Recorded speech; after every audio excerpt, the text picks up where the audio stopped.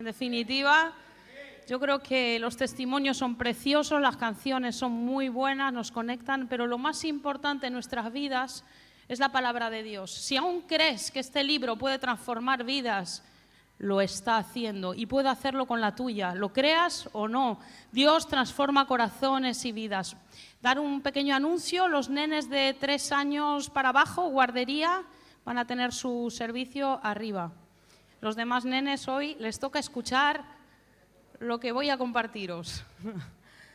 Así que, bien. Como habéis podido ver en las invitaciones, los que habéis visto las invitaciones, el título de hoy era ¿qué es más fácil? ¿Qué es más fácil? Así que, desde luego para mí no ha sido fácil preparar esta palabra por todos los eventos que se están moviendo en este tiempo. Ha sido, de hecho, muy duro tener que preparar algo así, y sobre todo porque uno escucha el grito de la gente diciendo ¿dónde está Dios cuando suceden las tragedias? Mucha gente se autodenomina Dios porque es buena persona y está ayudando a los demás, y entonces es muy difícil decir cómo presentas a Dios, a un Dios real, a un Dios personal, a un Dios que puede cambiarlo todo cuando la gente sufre, ¿verdad? Entonces, yo cada vez que comienzo una predicación prácticamente y quiero hablar de Jesús, empiezo hablando del Jesús de hace 2000 años, de Dios hecho hombre, que vino a esta tierra, y no nos tenemos que olvidar que Él vino y caminó en medio del dolor, de la aflicción. Jesús no vino como un magnate, no vino como un rey, vino como un pobre miserable. Nació en un pesebre. Hermanos, yo creo que ninguno de nosotros ha sido tan pobre como para nacer en esas condiciones infrahumanas. Era un lugar para animales. El Rey de los cielos, el Dios todopoderoso, se hizo hombre y nació en un pesebre. Él vio la aflicción de su pueblo, de su familia, de sus hermanos, de su gente. Él veía morir a su gente día tras día, veía la opresión de los romanos sobre su pueblo. Sufrió, por supuesto que sufrió. Y ese grito de la gente que dice Dios no nos entiende, no sabe por lo que pasamos, es la mentira más atroz. Jesús entiende el dolor de la humanidad. Jesús entiende cada paso, cada prueba que pasamos. Y partimos de ese hecho. Es increíble que Dios, después de haber creado al ser humano, Adán y Eva, y que el ser humano le desobedeciera porque sí, porque Satanás le dice a la mujer, le dice, si comes del fruto prohibido seréis igual a Dios. Y la mujer y el hombre se hinchan de vanidad y dicen, yo quiero ser igual a Dios, yo quiero hacer las mismas cosas que hace Dios. ¿No nos suena a lo que hoy en día pensamos? Yo soy Dios, yo puedo hacer las cosas a mi manera, no necesito que Dios me diga. Pues cuando entra el pecado en la humanidad, sucede algo terrible. El pecado no pide permiso. La segunda generación, Caín, el hijo de ellos, mata a Abel. Entra el asesinato, entra la muerte, entra la depravación de todo tipo. ¿Qué pensáis? ¿Que el pecado fue poquito a poquito a poquito? No. Las generaciones que siguieron a Adán y Eva ya estaban totalmente corrompidas. Pero Dios no dijo, voy a destruir al ser humano porque me harta, porque me importa poco que se mueran. Los he creado y me he equivocado, fuera con ellos. Está claro que no se le puede dar libre albedrío al ser humano porque siempre va a meter la pata. Dios no dijo eso. Dios planeó un plan eterno para hacerse hombre, para caminar en medio de nosotros, para sufrir lo mismo que estábamos sufriendo nosotros, y fue tentado en todo, pero sin pecado. La Biblia dice que en Jesús estaba la vida, y la vida era la luz de los hombres. La luz en las tinieblas resplandece. Y dice que las tinieblas no prevalecieron contra ella. Jesús, cuando viene a este mundo, viene como la luz. ¿Cómo estaba el mundo en ese momento? En tinieblas. ¿Sabéis quién gobernaba el mundo? Satanás. ¿Sabéis lo que dice la Biblia acerca de Satanás? Que es el príncipe de este mundo. Jesús mismo dijo eso. El príncipe de este mundo es el que gobierna la tierra. El hombre pecando le otorgó ese derecho a Satanás. Entonces, si tú quieres saber por qué el mundo está lleno de maldad, de violencia, por qué los reyes, los reinos, la gente poderosa se aprovecha de los débiles, por qué hay tantas muertes, asesinatos, maldad, crueldad, porque ¿quién es el príncipe de este mundo? Satanás. Y tenemos que tener esas cosas tan claras. El trabajo de Satanás es robar, matar y destruir. Y dice la Biblia que él cegó el entendimiento de la gente para que no puedan entender el evangelio de Jesús. Hay gente que escucha 1000 veces el plan de salvación, como Jesús murió en la cruz por sus pecados, y algo aquí no entra. Él cegó el entendimiento para que la gente no pueda entender ese plan. Pero hay algo que está por encima de esto. Y Dios está por encima de esto. Dios ha venido para darnos vida, y vida en abundancia. Vida y vida en abundancia. En medio del principado del enemigo, nosotros podemos tener una vida abundante. Y a mí me gustaría, en este rato que voy a compartiros, que me tengáis un pelín de paciencia. Voy a compartir 3 historias brevemente con vosotros. 3 historias para demostrar quién era Jesús en la tierra, cosas que ha hecho, pero lo más importante para mí es que las sigue haciendo a través del Espíritu Santo. Lo que vamos a leer ahora, por favor, no te pienses que es una historia que yo vengo a contaros porque me gusta mucho leer la Biblia, me entretiene y me gusta contar cuentos. No, esto es una palabra de verdad, una palabra que ahora mismo es real en este momento, en el mundo en el que estamos viviendo. Y también me gustaría decirte que al final de este compartir entendieras una verdad muy fuerte.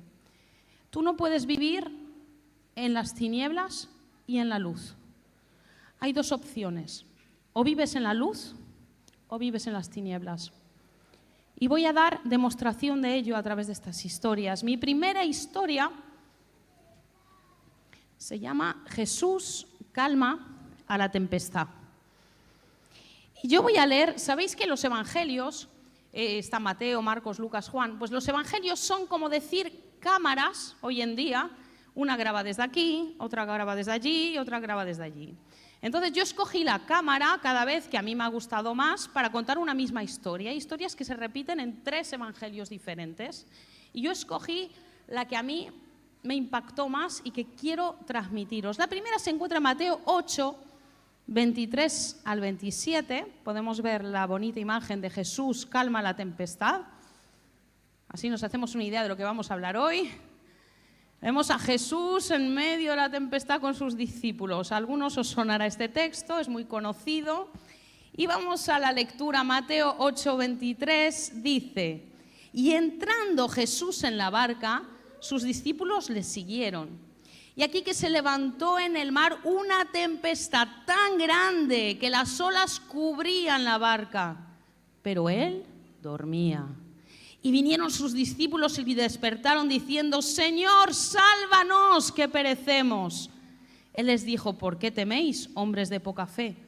Entonces, levantándose, reprendió a los vientos y al mar, y se hizo grande bonanza. Y los hombres se maravillaron diciendo: ¿qué hombre es este, que aún los vientos y el mar le obedecen? Bien, leyendo los 3 evangelios que hablan de esto, vemos a Jesús justo antes de este evento trabajando. Estaban trabajando con los discípulos todo el día. Sanaban enfermos, Jesús enseñaba mucho de la palabra a la gente. Hacía que pudieran entender cómo era el reino de los cielos, quién era Él, qué hacía ahí. Y estaban reventados, por así decirlo. Y Jesús, en otro de los evangelios, lo primero que dice es: pasemos al otro lado. Y los discípulos, me imagino que pensarían: qué bien, vamos a descansar un ratito esta noche, nos vamos a echar una siestecita, un descansito en el barco Y ya mañana, pues a ver lo que se le ocurre al maestro, porque esta gente iba a ciegas de lo que él hacía, no tenían ni idea. Y vemos que iban a atravesar lo que se llama el mar de Galilea o lago de Genesaret. Es, digamos, es agua dulce, aunque se llame el mar de Galilea, es agua dulce, y se sitúa a 200 metros bajo el nivel del mar. Está rodeado de montañas. ¿Y qué pasa? De vez en cuando este mar se vuelve loco y de repente por los vientos huracanados se levantan las olas y pueden pasar catástrofes. Los que estaban dentro de la barca, la mayoría eran pescadores, hombres experimentados en la pesca, en el mar. Sabían lo que había ahí, ¿vale? Pero empieza a suceder, dice la Biblia, una gran tempestad. Una gran tempestad, leyendo en textos más antiguos y más originales, se trataba de un sismos, es decir, la gran tempestad no era tanto tempestad, sino que hubo un terremoto bajo la tierra. Un terremoto bajo la tierra, eso sí que no era para nada normal dentro del mar de Galilea. Es decir, lo que empieza a suceder en ese momento era algo que estaba totalmente incontrolable. Nadie sabía de dónde sucedía esta desgracia. Y cuando tú ves a Jesús en el relato, Jesús estaba en la popa del barco, en la parte de atrás, donde supuestamente también estaba el timón de esa barca, y Jesús estaba descansando apaciblemente. Dice que las olas cubrían con tal violencia la barca que estos experimentados hombres de mar dijeron: hoy es nuestro último día, aquí morimos. ¿Cómo sería la violencia de lo que les ha tocado vivir? Y es que es curioso, cuando Jesús dice pasemos al otro lado, está hablando de que van a una tierra en donde no es una tierra como la que dejan detrás, la tierra judía en su mayoría, tierra monoteísta, donde se buscaba a Dios a su manera, pero buscaban a Dios. No, se iban a ir a una tierra que estaba justo enfrente, en donde habían 10 ciudades reunidas, estaba Genesaret, y dentro de ahí, de ese territorio, habían 10 ciudades reunidas, en donde al final el paganismo era muy fuerte. Jesús atraviesa el mar y sabe que se está topando con las tinieblas. Esto no es una catástrofe natural, esto es un encuentro con el mundo demoníaco. Esto es un encuentro entre la luz y las tinieblas, de las tantas que vas a encontrar en la Biblia, porque la Biblia se divide entre luz y tinieblas. Intenta encontrar grises, difícil. Luz y tinieblas. Y entonces Jesús, cuando lo despiertan, porque ya están muertos de miedo, Él se levanta y ¿qué hace? Reprende al viento y a las olas. Y lo reprende igual que ha reprendido a cualquier endemoniado. Reprende. Y entonces dice la palabra que se hace gran bonanza. Los discípulos están muertos de miedo. No sé si les da más miedo lo que acaban de pasar o que alguien sea capaz de hacer lo que Jesús acaba de hacer. Y vamos a seguir con nuestras historias, porque al final quiero contar 3 historias para llegar a una sola idea, ¿vale? Avanzamos. Para la próxima historia, el endemoniado gadareno, Jesús libera. He escogido el texto de Lucas porque me ha gustado el enfoque que le da. Lucas dice, a ver dónde estamos, Lucas 8, aquí está. Bien, llegan al otro lado, ¿vale? Han pasado una noche como espantosa, la peor noche de sus vidas. Se han creído que se morían, están destrozados, imaginarlos como estaban en harapos, hechos polvo, después de una tempestad, ¿vale? Y dicen, menos mal que ya hemos llegado, chicos, ánimo, se diría un discípulo a otro. Venga, va, que ahora viene lo bueno. Viene lo bueno. Y arribaron a la tierra de los gadarenos, que está en la ribera opuesta a Galilea. Al llegar él a tierra, vino a su encuentro un hombre de la ciudad, endemoniado desde hacía mucho tiempo, y no vestía ropa ni moraba en casa, sino en los sepulcros. Este, al ver a Jesús, lanzó un gran grito y postrándose a sus pies exclamó a gran voz: ¿qué tienes conmigo, Jesús, Hijo del Dios Altísimo? Te ruego que no me atormentes. Porque mandaba al espíritu inmundo que saliese del hombre, pues hacía mucho tiempo que se había apoderado de él, y le ataban con cadenas y grillos, pero rompiendo las cadenas era impelido por el demonio a los desiertos. Y le preguntó Jesús diciendo: ¿cómo te llamas? Y él dijo: Legión, porque muchos demonios habían entrado en él, y le rogaban que no los mandase ir al abismo. Había allí un hato de muchos cerdos que pacían en el monte, y le rogaron que los dejase entrar en ellos, y les dio permiso. Y los demonios, salidos del hombre, entraron en los cerdos, y el hato se precipitó por un despeñadero al lago y se ahogó. Y los que apacentaban los cerdos, cuando vieron lo que había acontecido, huyeron y dieron aviso en la ciudad y por los campos. Y salieron a ver lo que había sucedido. Y vinieron a Jesús y hallaron al hombre de quien habían salido los demonios, sentado a los pies de Jesús, vestido y en su cabal juicio, y tuvieron miedo. Y los que lo habían visto les contaron cómo había sido salvado el endemoniado. Entonces toda la multitud de la región alrededor de los Gadarenos le rogó que se marchase de ellos, pues tenían gran temor. Y Jesús, entrando en la barca, se volvió. Y el hombre de quien habían salido los demonios le rogaba que le dejase estar con él. Pero Jesús le despidió diciendo: vuélvete a tu casa y cuenta cuán grandes cosas ha hecho Dios contigo. Y él se fue publicando por toda la ciudad cuán grandes cosas había hecho Jesús con él. ¡Buah! ¡Qué escena tan extraña, tan impresionante! Como decía antes, Jesús ha metido los pies en una región en donde el nombre de Dios era un misterio. Aquí cada uno tenía sus propios dioses en esas regiones. Se adoraban a muchísimas divinidades. Estaban todas las filosofías griegas ahí metidas. Los romanos tenían sus propias filosofías. Decápolis era un mundo lleno de influencias demoníacas. ¿Sabéis? Hoy en día diríamos que Decápolis o toda esa región era una región con la mente muy abierta, porque todas las filosofías eran permitidas. ¿No os recuerda un poquito nuestro mundo? Cada uno que piense lo que quiera, que adore a quien quiera, que haga lo que le dé la gana, todo está permitido. Y así les iba. Según entran en la región, ahí se ve lo que estaba dominando la región. En otros textos no nos habla de un solo hombre endemoniado, nos habla de 2 hombres endemoniados. Pero yo escogí este relato porque la vida que realmente tiene una trascendencia es la vida de este hombre.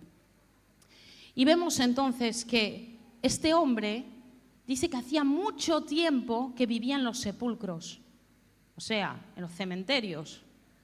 Y yo estaba pensando, anda, si acaba de pasar Halloween, con lo que le gusta a la gente los cementerios, los monstruos, cuánto le gusta a la gente las películas de terror que pasan en cementerios.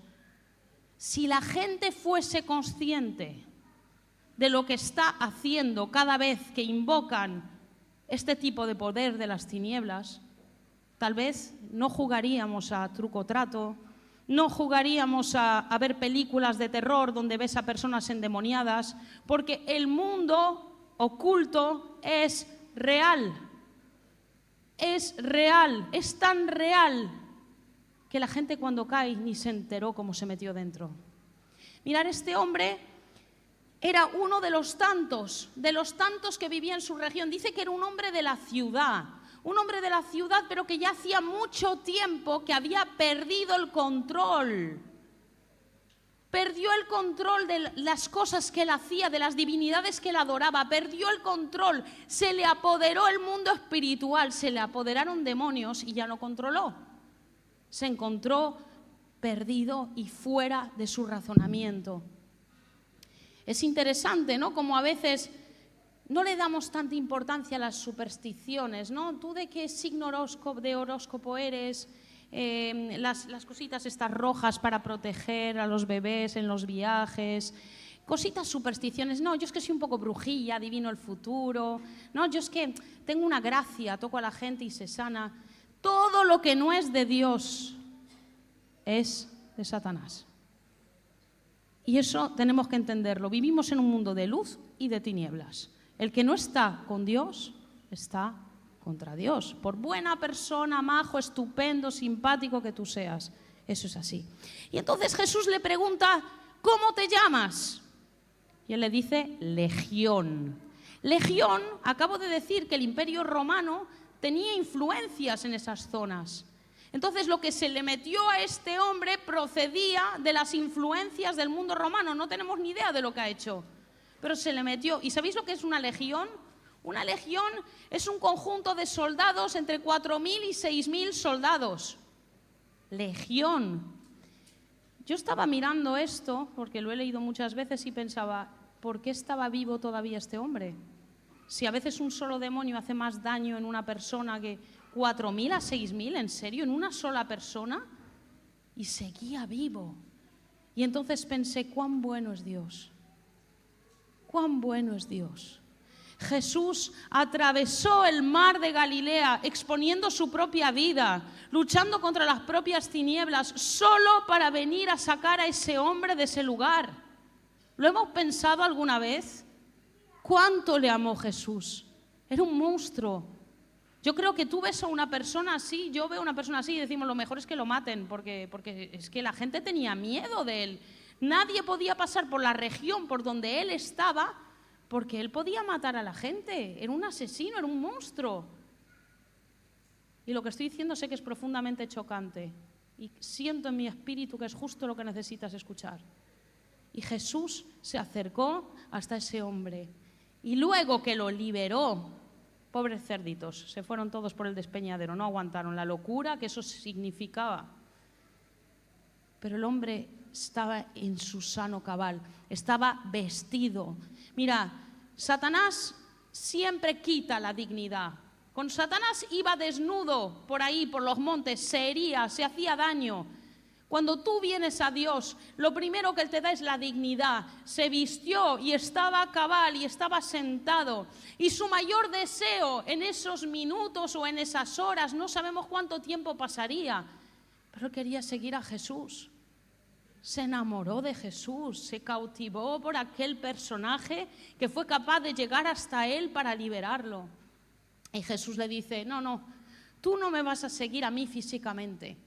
Tú vas a volver a tu tierra, vas a volver a tu familia. ¿Cuánto tiempo hará que su familia no lo había visto? Lo habrán dado por muerto. Tener a alguien así en tu familia es como no tenerlo. Mejor lo ignoramos, hacemos como que no existe. Vuelve y diles lo que Dios ha hecho con tu vida. Y este hombre no se contentó con volver a su familia, sino que proclamó por todas las ciudades lo que Jesús había hecho con él. ¿Y pensáis que hubo resultado de este evangelista momentáneamente puesto así? ¿Pasó de un estado a otro? Este evangelista hizo que Jesús en otra ocasión, porque aquí veis que lo echan de la zona, le tienen miedo, no quieren que se quede. Más vale lo malo conocido que lo bueno por conocer. Hay gente que vive atada a brujerías y a cosas familiares que no le parecen tan graves. Incluso hablan con el demoniete de la habitación de al lado, pero no les parece grave. Ahora viene Jesús, los saquea todo y la luz entra en el lugar donde está Jesús y eso les da miedo a mucha gente. Mucho más miedo que vivir en las tinieblas. Y este hombre consiguió con su testimonio que a la próxima vez que tú ves que hay una multiplicación de los panes y los peces, los 4.000, si ves en qué región ocurrió, es en la región de Decápolis, en la región en donde dijeron que Jesús se fuera. Hizo una labor fantástica, no sabemos cómo lo hizo, pero la gente luego quería escuchar a Jesús. Y me gusta tanto ver a un Jesús que está activo en medio de lo que nosotros descontrolamos. No tenemos ningún control sobre nada de estas cosas. Sin embargo, Jesús está al control de todo lo que nos pasa, de todas las ataduras que podamos tener. Jesús puede liberarnos y nosotros queremos esa libertad en nuestras vidas. Amén. Bien, y vamos a ir a la tercera historia. La tercera historia también es bastante dramática y también he cogido en Lucas 5 porque me gustó bastante este texto. Lucas 5, vamos a ver, Jesús se va de ahí, ¿vale? Estas tres historias están realmente pegadas. Entonces, atraviesa la tormenta, llega hasta este hombre, lo liberta, le dará las primeras instrucciones, lo bendice, lo deja ir y de ahí dice, pues mi trabajo ha acabado en esta zona, ahora me toca volver a mi casita.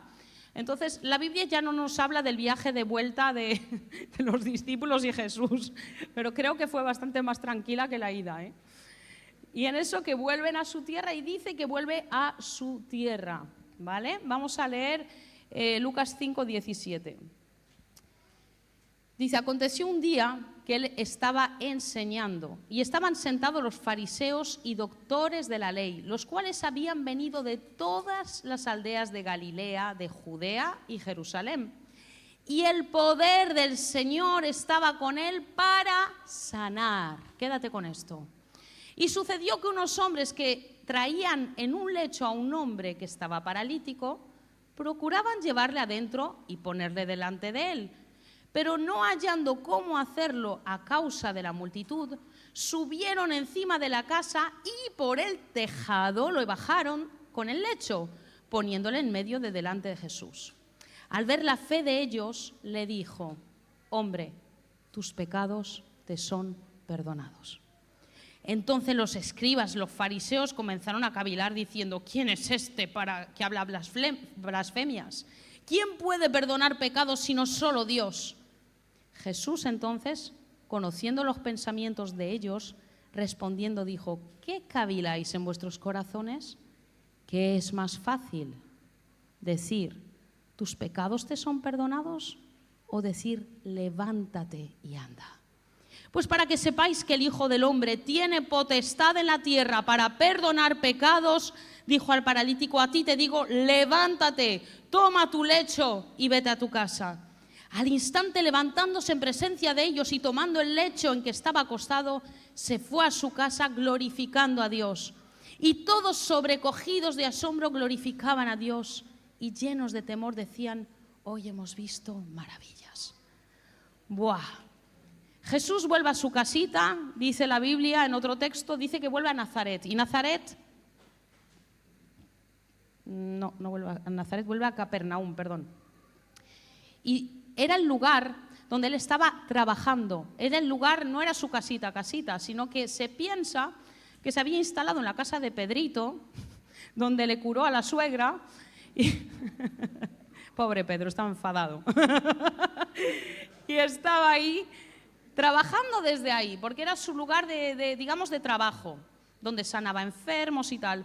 Y aquí tenemos un día en donde Jesús está enseñando a la gente. Está enseñando, pero no a cualquier gente. ¿Habéis visto de quién está rodeado? Los fariseos, los maestros de la ley, la casta VIP, lo mejorcito, la élite. Y realmente, a nivel político, era la élite. Estaba rodeado de lo mejorcito que había en ese momento. Y dice que les estaba enseñando. Y mirad, yo siempre pensé, de verdad, que Jesús con los fariseos estaba tan harto de ellos que tampoco se tomó demasiado tiempo para explicar ciertas cosas. Mi percepción, por la hartura que tenía que tenerles. Sin embargo, este texto nos dice exactamente lo contrario. Jesús invirtió tiempo y tiempo de calidad con esos maestros de la ley, con esos fariseos, con los que finalmente lo llevaron a la crucifixión. Pero él quería de verdad que ellos entendieran quién era él y para qué había venido. Y sabéis, cuando dice que el poder de Dios estaba con él para sanar, estaba con él para sanar, y uno piensa, claro, él hacía milagros, normal. No, esta palabra no la encontramos en ningún otro evangelio, es decir, en ninguna otra historia vas a encontrar que dice que el poder de Dios estaba con Jesús para sanar, en ninguna otra. Había algo especial en ese lugar. Y no era solo una sanidad física, no, había algo más. Y estaban ahí los que no querían entender quién era Jesús. Y en alguna ocasión Jesús le dijo a los fariseos, y no queréis venir a mí para que tengáis vida.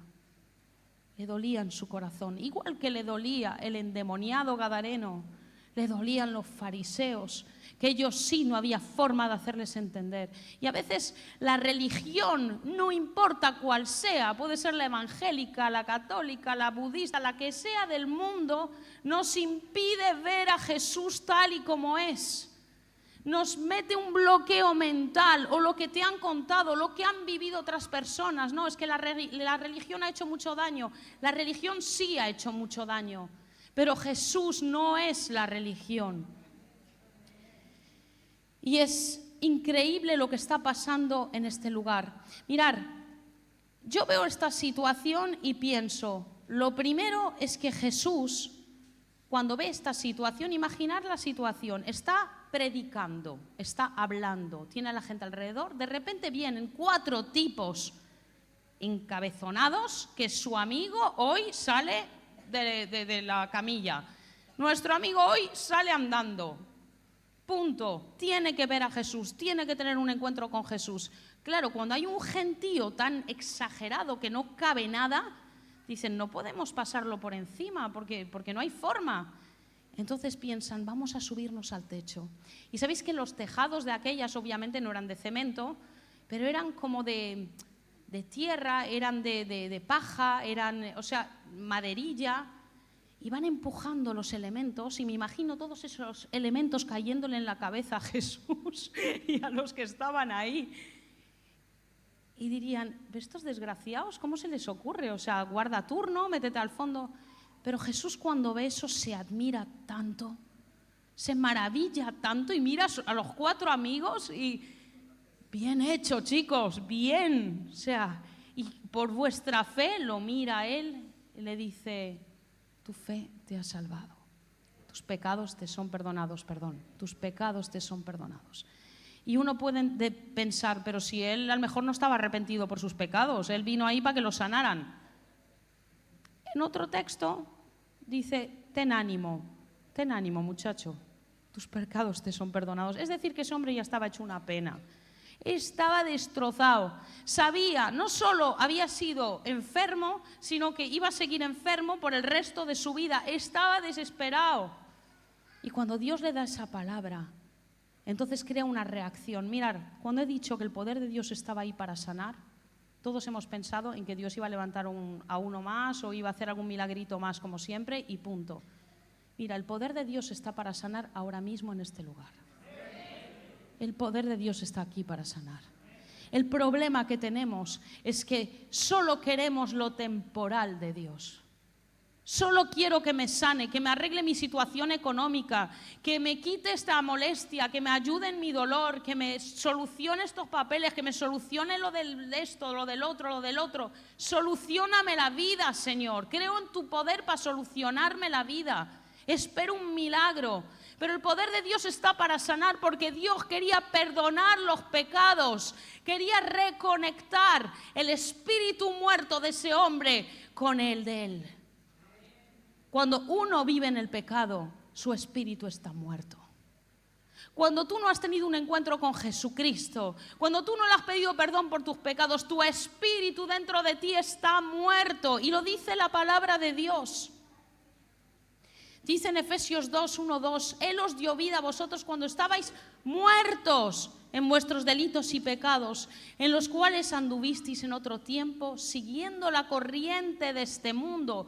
Es decir, hacíais lo que hace todas las demás gentes. Si todo el mundo lo hace, no puede ser tan malo. Eso está diciendo. Y luego dice, conforme al príncipe de la potestad del aire, el espíritu que ahora opera en los hijos de desobediencia. Es decir, este mundo está gobernado por el maligno. Cuando tú haces lo que hace la mayoría, porque todo el mundo lo hace y no debe estar tan mal, y vives en pecado, estás viviendo según los caminos de Satanás. Vives en las tinieblas. Y sin embargo, Jesús no quiere arreglar nuestro problema temporal. Claro que nos quiere sanar. Claro que nos quiere aliviar de nuestras cargas. Claro que nos ama. Pero lo que no quiere es que te quedes solo con eso. ¿Cuánta gente no ha venido a iglesias a pedir oración? Porque se va a morir tal persona, porque tal otra tiene cáncer, porque tal otra pilló tal cosa. Oremos, oremos, oremos. Se ora, se sana, desaparecen y siguen con su vida. y se les arregló el problema temporal y Jesús no hizo nada más por ellos porque no lo quisieron.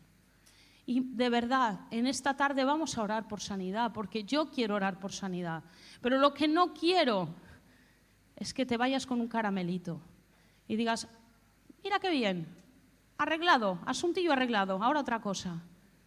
Lo que quiero es que entiendas que todos hemos pecado, que todos necesitamos el perdón de pecados.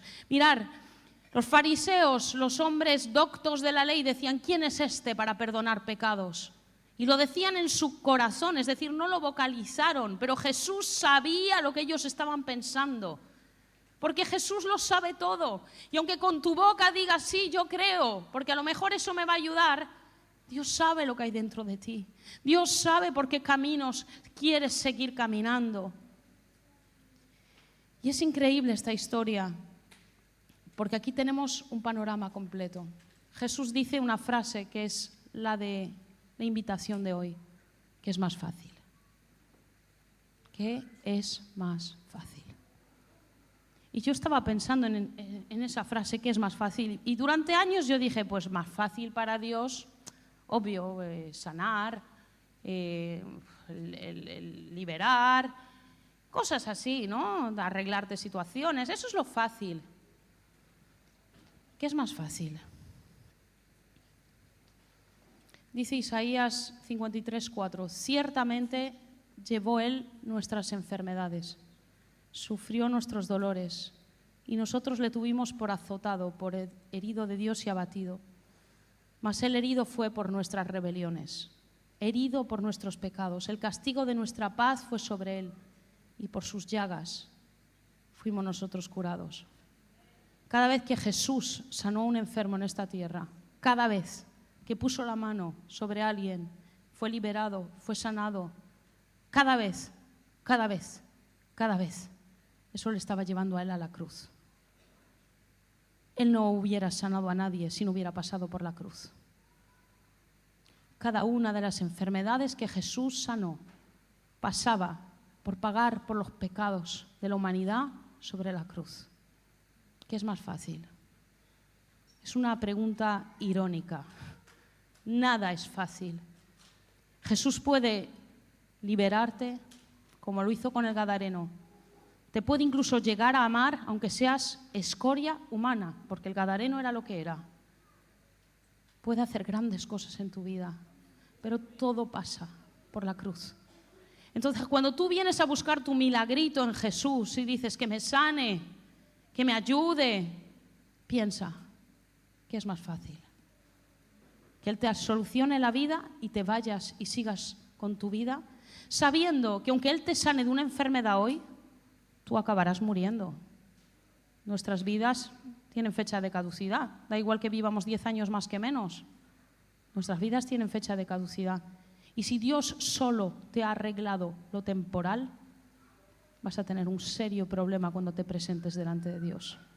Porque un día todos compareceremos ante Jesús y todos tendremos que decirle si realmente hemos tenido una comunión con Él, si realmente hemos pedido perdón por nuestros pecados y hemos vivido una vida conectada a Él, o lo hemos usado en ocasiones porque nos servía.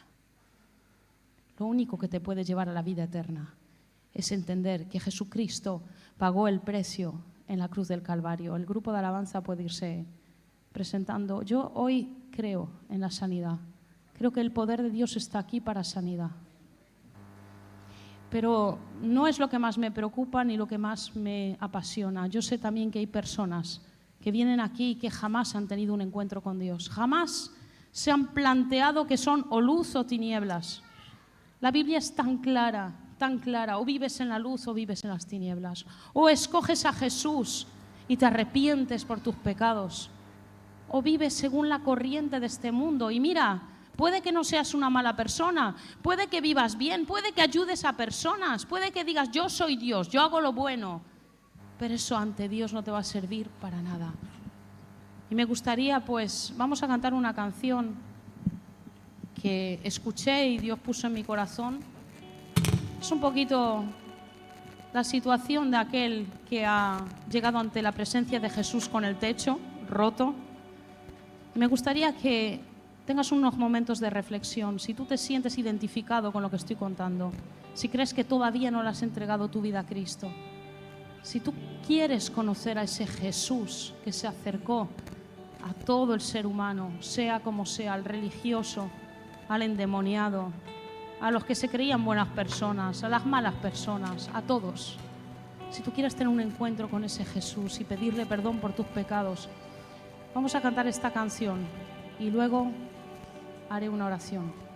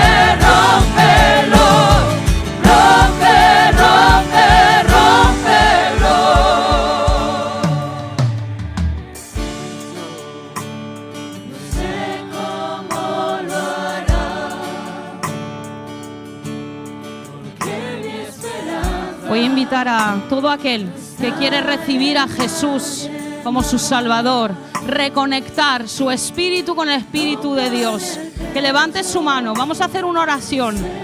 Todo el que quiere reconectar con Dios, que le quiere pedir perdón por sus pecados, comenzaremos orando por esas personas. Primero me quiero despedir de las redes. Gracias por estar ahí. Estaremos también el miércoles a las 7 de la tarde. Que Dios te bendiga.